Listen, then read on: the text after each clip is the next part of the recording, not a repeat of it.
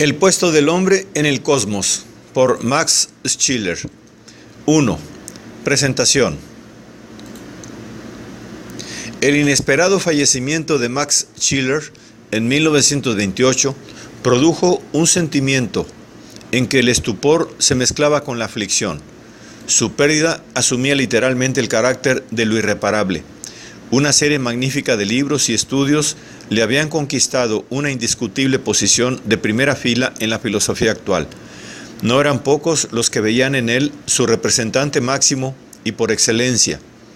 La riqueza de su pensamiento con dificultad admitía parangón.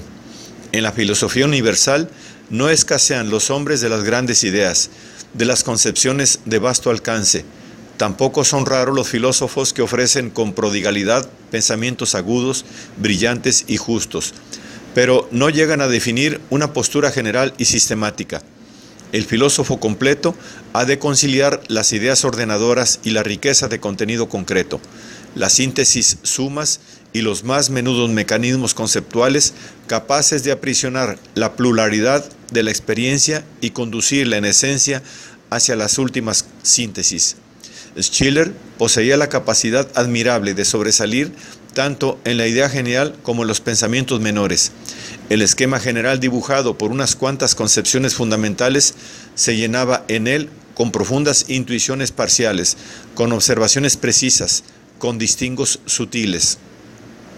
Manejaba con destreza semejante el análisis y la síntesis.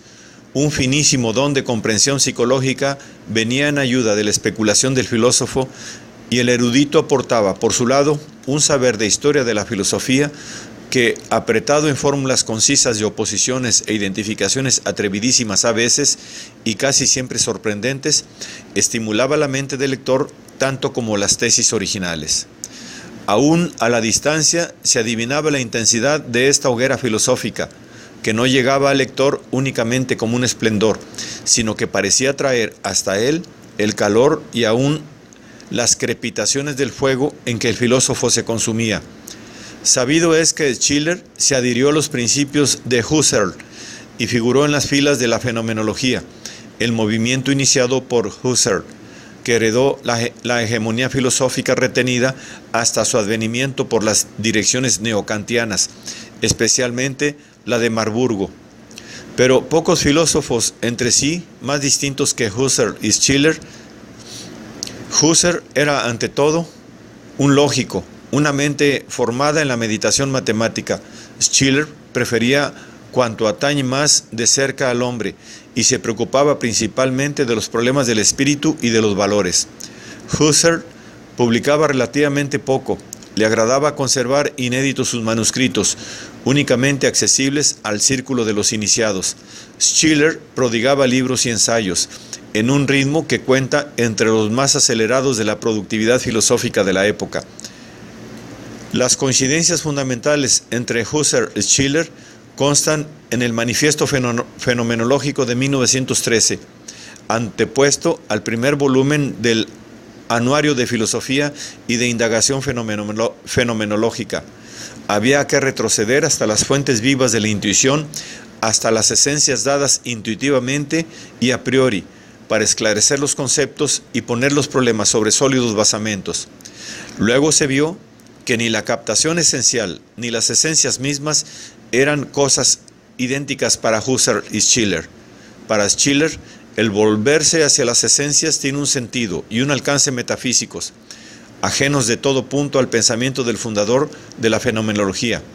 En cuanto a las esencias, Scheler ampliaba fundamentalmente el cuadro de Husserl, poniendo al lado de las esencias pensables o significativas, tomadas en cuenta por Husserl, otras desprovistas de significado realizable o pensable, irracionales. Los valores, cuya teoría desarrolló en su libro famoso y magistral, El formalismo en la ética y la ética material de los valores. Sus discrepancias de Husserl alimentan los brotes capitales de su filosofía. En su peculiar interpretación y estimación de la comprensión esencial se apoya su metafísica. Su doctrina de los valores parte del convencimiento de que el campo de las esencias, además del sector manifiesto a la razón, tiene otro que solo es captable emocionalmente. Pero si es palmario que Schiller se afirma a sí mismo en cuanto difiere y se aparta de Husserl, lo es también que Husserl le proporcionó el método por el cual le fue posible crear su filosofía, asumiendo una posición resueltamente original en los cuadros del pensamiento de la etapa postrera. En este punto conviene advertir que Schiller traía una singular preparación, obtenida a lo largo de muy tempranas meditaciones, para interpretar y aún hacer entrañablemente suyo el método recién propuesto. En efecto, en su trabajo de 1900, el método trascendental y el método psicológico, palpitaba la exigencia de un método nuevo para la filosofía. Una de las peculiaridades de Max Schiller es desarrollar su propio pensamiento en permanente confrontación y contraste con los resultados del pensamiento ajeno, tanto del individual como del que oscuramente se va condensando en vastas representaciones colectivas. Su filosofía atiende de continuo a las demás vistas filosóficas, a las doctrinas científicas aún en sus últimas expresiones, a las tesis e intuiciones de concepción del mundo. Otra señalada nota suya es la tensión, apasionada intensidad del pensamiento. Manuel García Morente ha ejemplificado en 3 símbolos tomados del arte 3 actitudes del que piensa: la del vago ensueño, la del buceo solitario y doloroso en la propia profundidad, y la de la meditación en solidaridad y diálogo. El doncel de Sigüenza, que medita ante un libro abierto. Schiller adopta sin duda esta última actitud. Ante él están los libros, todos los libros. Están también las ideas que, acaso nunca fijadas en el papel, viven a nuestro alrededor y se nos insinúan, más imperiosas y vitales, por lo mismo que no escritas y apenas conscientes. Pero acaso no basta el símbolo del doncel, demasiado apacible, para significar la manera de Schiller. El libro ante él no siempre se puede imaginar seguro. La mano que pasa las páginas la adivinamos crispándose de pronto, estrujando violentamente el volumen, mientras la mirada se vuelve hacia adentro y el pensamiento atiende solo a su propia hondura, en el olvido de todo lo demás, tal como nos lo representa la efigie rodiniana. La tensión espiritual de Schiller tiene una de sus manifestaciones en las sucesivas correcciones de sus puntos de vista. Nunca temió corregirse y aún indica al lector alguna vez la pista de sus evoluciones, que no en todos los casos transcurrieron sin atraerle críticas agresivas y aún ataques violentos, dentro y fuera del campo filosófico.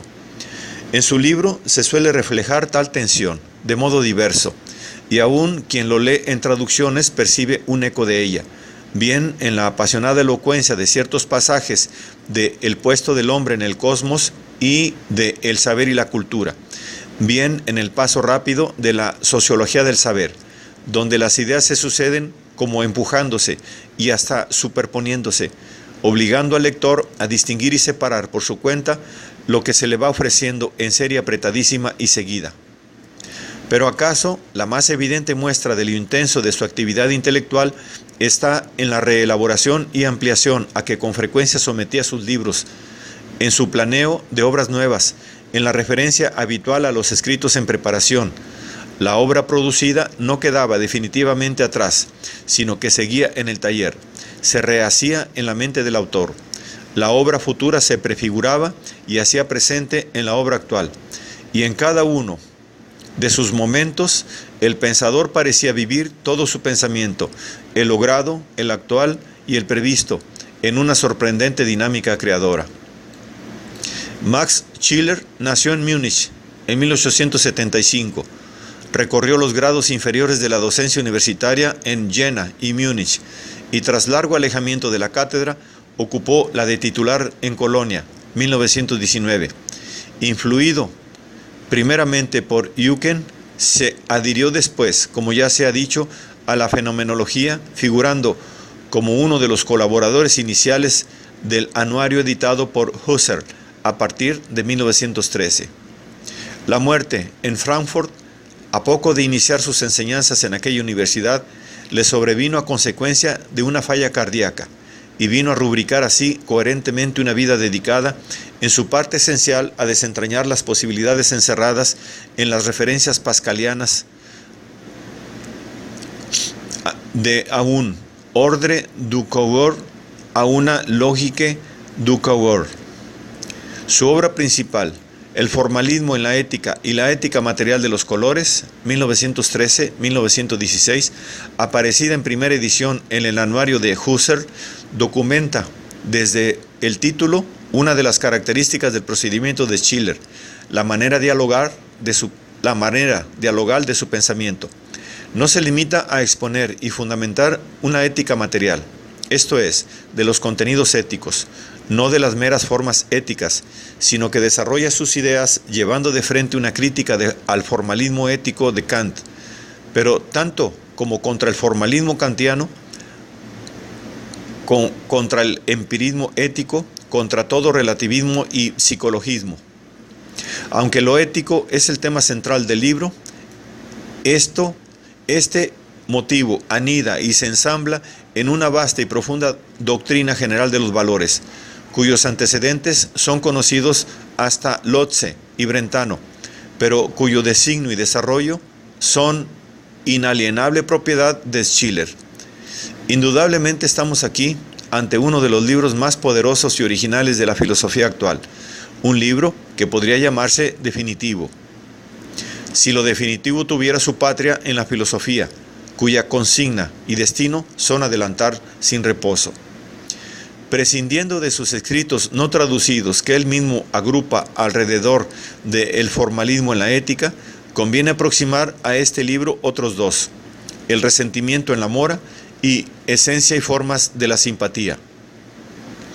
En el primero, la extraordinaria penetración psicológica del filósofo, que se manifiesta a menudo en casi todos sus escritos, se mueve libremente y patentiza su doble virtud, la capacidad para la intuición descubridora y la destreza para el análisis de increíble finura.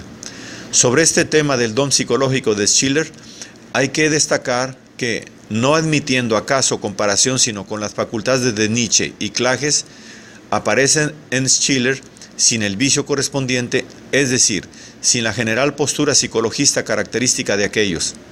El enérgico rechazo de todo psicologismo por parte de este hombre, que como pocos comprendió y vivió el psiquismo humano, es para mí uno de sus más singulares caracteres, y acaso sea uno de los signos de su genialidad.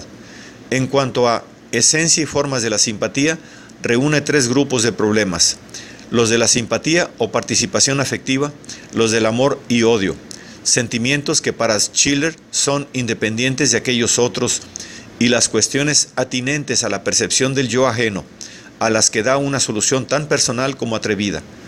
Todo el libro está gobernado por una concepción general que es también uno de los sustentáculos de su ética, la tesis de que, al lado de las leyes causales y de la dependencia psicofísica que ligan la vida emocional a los fenómenos corporales, hay otras de índole autónoma que rigen ciertas formas superiores de lo emocional y les confieren un sentido irreductible a cualquier relación psicofísica. La indagación se acompaña de un examen detallado y crítico de las posiciones adversarias, que importa una revisión casi total del problema, especialmente en lo tocante a los dos primeros órdenes de cuestiones, ya que el tercer punto, percepción del prójimo, aunque ampliado en la segunda edición, no llegó a perder del todo el carácter de apéndice con que figuraba en la primera redacción. En la reelaboración de su escrito, el autor lo concibió como cabeza de una serie de estudios sobre las leyes de la vida emocional, en la que figurarían trabajos sobre los sentimientos de pudor, los de angustia y miedo y los del honor. Otro aspecto relativamente independiente de su incansable actividad lo proporciona la sociología del saber. También de este importante escrito dio dos redacciones. La primera, 1924, como una especie de introducción o presentación general de problemas que otros investigadores perseguían en el mismo volumen en lo particular y monográfico. La segunda, 1926, rehecha parcialmente y ampliada en una tercera parte en el volumen Las formas del saber y la sociedad, juntamente con un extenso e importante estudio sobre teoría del conocimiento y un ensayo sobre la universidad.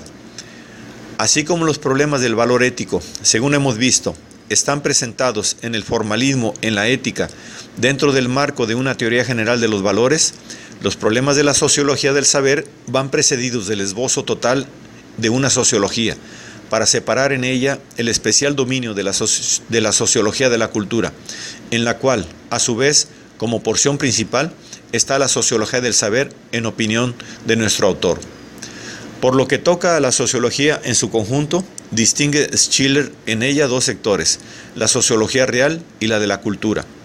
El supuesto para la primera es una teoría de los impulsos humanos, mientras que el de la segunda es la teoría del espíritu humano. Ambas doctrinas debían ser desenvueltas en la Antropología filosófica, libro cuya aparición anunciaba Schiller para 1929. El puesto del hombre en el cosmos, según el propio autor advierte, da en resumen sus ideas sobre los puntos capitales de la antropología en cuanto a doctrina filosófica del hombre. Todo intento serio de comprender cumplidamente a Schiller debe apoyarse ante todo en su teoría de los valores y en sus ideas sobre el ser del hombre, recogidas en El puesto del hombre en el cosmos. Es este también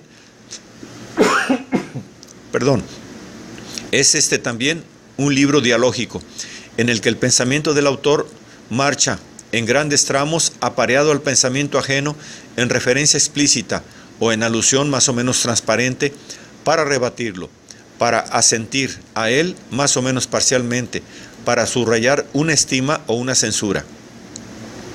Y como su origen fue una conferencia, mantiene la exposición un tono vivaz, y a la señalada manera dialogal viene a sumarse ese otro rudimento de diálogo que hay siempre en las palabras que marchan directas hacia un auditorio. Como el título lo dice, la materia antropológica consignada en el libro se dispone y orienta según un fin preciso, el de estatuir la situación del hombre en la totalidad del ser. Durante el siglo XIX era un tema bastante común este de fijar la posición del hombre en el mundo, que de ordinario se resolvía en la dirección de un naturalismo biologista que demandaba a Darwin sus mejores razones. Contra tales vistas, que suponen un único principio en lo humano, el principio vital de la serie animal, depurado a lo largo de la evolución, pero sin romper de ninguna manera en provecho del hombre la unidad de los seres vivos. Schiller renueva un dualismo frecuente en la mejor filosofía, que ve en el hombre el habitante de dos reinos diferentes. La clave de la posición de Schiller está en dos concepciones suyas que estrechamente se relacionan: la noción de valor y la de espíritu.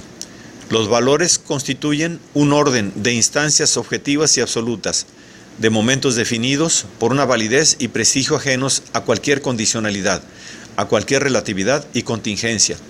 El espíritu, a su vez, se define por su capacidad para volverse hacia ese mundo sui generis de los valores y de las esencias. Como se ve, hay una notable unidad en el pensamiento del filósofo, aunque la dispersión de sus escritos no la muestre siempre con evidencia. Lo dicho es suficiente para mostrar el acuerdo, o mejor dicho, la perfecta coherencia entre su antropología y su axiología. Tampoco es difícil ver cómo de su concepción dualística del hombre, ser de impulsos y de espíritu al mismo tiempo, brota su sociología, igualmente dualística en cuanto a sociología real y sociología de la cultura, y con idéntica consecuencia en lo esencial se eleva a los supremos supuestos metafísicos que el lector puede atisbar en algunos pasajes de El puesto del hombre en el cosmos y de El saber y la cultura. Niega Schiller tanto que la inteligencia propiamente dicha sea una posesión exclusiva del hombre, como que, por poseerla en común con el animal, no exista diferencia fundamental entre ambos. El ser psicofísico o vital recorre grados cuyas estaciones son el impulso afectivo, el instinto, la memoria asociativa, la inteligencia práctica. La inteligencia práctica se da así en los animales superiores como en el hombre. Entre un chimpancé listo y Edison, tomado este solo como técnico, no existe más que una diferencia de grado, aunque ésta sea muy grande. El hombre, hasta en cuanto sujeto de inteligencia práctica o utilitaria, pertenece a la serie vital, pero posee otro principio, irreductible al orden biológico, que lo singulariza y aparta, situándole en un solitario recinto del cosmos que en exclusividad le pertenece. Este principio es el espíritu, que Schiller determina con una clarividencia en que se aparean el atrevimiento en la afirmación de lo que le parece indudable y la medida prudencia en lo dudoso. Frente a cualquier naturalismo, las precisiones de Schiller proporcionan, para la doctrina del espíritu, las bases acaso más firmes y de más largo porvenir que podamos hallar en toda la filosofía reciente. Frente a las amables ensoñaciones de algunos arrojados filósofos de la espiritualidad, sus cautelas garantizan una marcha segura, protegida contra el argumento fácil del adversario. Francisco Romero.